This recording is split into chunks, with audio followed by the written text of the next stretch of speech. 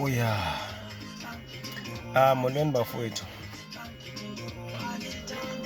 Ndiyathemba niyaphila bodadewethu, boobhuti nabotata nabomama, okhulu ukuzithoba. Sacela ukunimema kumsebenzi esizobe siwenzela kwaNomyoli eVenergob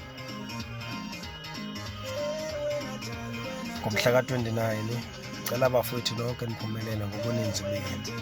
Ngesiyothi kancinci ngesonyaka sigazi, yini sekuvala unyaka. Oh, yini sesigoduka.